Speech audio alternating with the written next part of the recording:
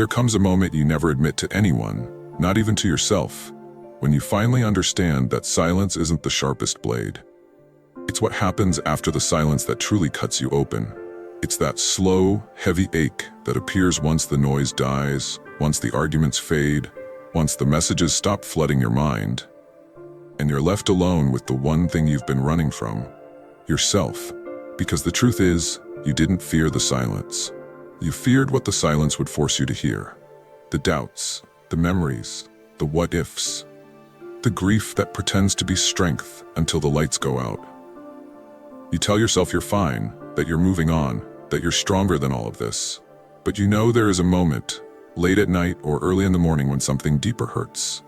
Not the distance, not the waiting, not even the absence, but the realization that their life continues without hesitation, without questions, without you. That's the pain you never prepare for. And here's the part you don't like to face. You didn't just lose the person. You lost the version of yourself that existed around them. You lost the future you were secretly building in your mind. And that quiet destruction, that invisible collapse, that is what tears you apart more than any no contact ever could. But stay here with me, because what hurts you right now is the exact thing that will rebuild you, if you let it. The Stoics understood this pain long before modern relationships, long before phones and distance and digital silence. They knew that human suffering rarely comes from what someone else does. It comes from the stories we tell ourselves about what their actions mean. Marcus Aurelius wrote that we are harmed more by our own opinions than by the things themselves. And you can feel this truth echoing in your chest right now. It's not their silence that destroys you, it's the interpretation. I wasn't enough. I was replaceable. I didn't matter. But Stoicism offers you a different lens. It tells you that nothing external, not even the loss of someone you loved, has the power to define you unless you grant it permission. The old philosophers believed that strength isn't found in pretending you're unaffected. It's found in reorganizing your mind so deeply that the world can take anything from you and you still stand unbroken. They taught that peace is not given, it is built. And in this moment, as painful as it feels, you are standing at the doorway of your own rebuilding. The silence that wounded you is the exact silence that can remake you. But first, you must walk through the 7 truths that every person who rises stronger must eventually face. The first lesson begins with the quiet realization that you were clinging to a version of love you never fully received. You weren't attached to the person. You were attached to the idea of who they could be, to the glimpses of warmth that were never consistent, to the moments of connection that you kept stretching into promises. Stoicism teaches that craving what isn't real is the first wound you inflict upon yourself. When you finally see that you are holding on to potential, not reality, the grief shifts. It hurts, yes, but it also liberates, because the moment you let go of the illusion, the truth sets you free. You were fighting for someone who never truly fought for you. And understanding this is the beginning of your return to yourself. The second lesson is the one that keeps you awake at night. The pain of being forgotten faster than you expected. You imagine them laughing, moving on, filling their life with noise while yours still echoes with their absence. But the Stoics remind you that the opinions and actions of others, however painful, are not within your control.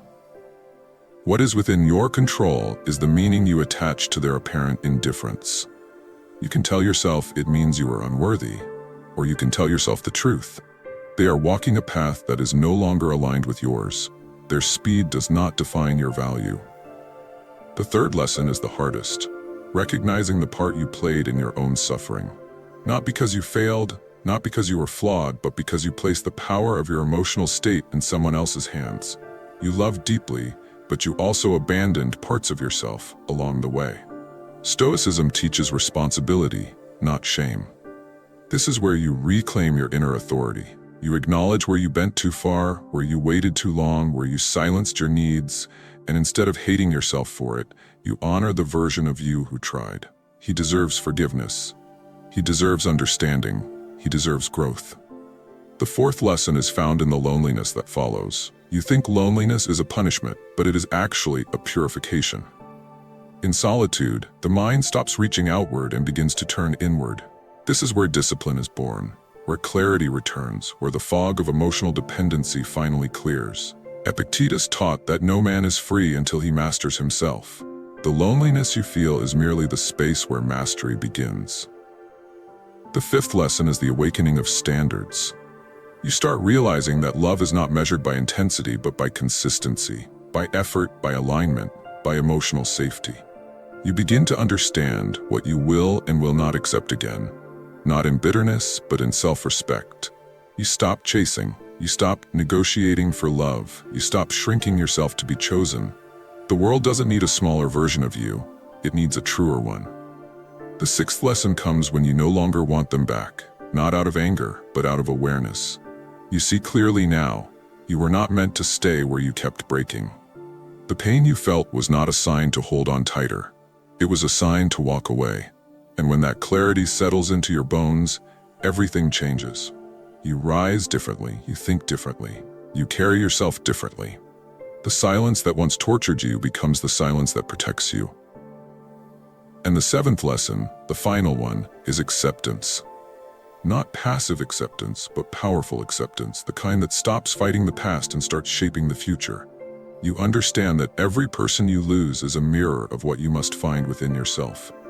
You understand that no external validation can replace inner grounding. You understand that heartbreak is not the end of you. It is the clearing before the beginning. Stoicism teaches that nothing truly belongs to you except your own character. And when you finally embrace this truth, your pain stops being a wound and becomes your teacher. Here's the truth you've been avoiding. You weren't actually afraid of losing them. You were afraid of losing who you thought you were when they loved you. You built your identity around their presence, around their responses, around their attention. You made their validation the oxygen you inhaled, and now that it's gone, you feel like you can't breathe. But look closer. You are not gasping because they left. You're gasping because you forgot how to breathe for yourself. This is the mirror moment. The moment where the universe holds your face up to the truth and asks you, will you keep abandoning yourself? Or will you finally return to you? This is where your transformation begins. Once you integrate these lessons, something changes that no one around you can fully understand. You stop reacting emotionally to every shift in the external world. You stop chasing clarity from others and start creating clarity within.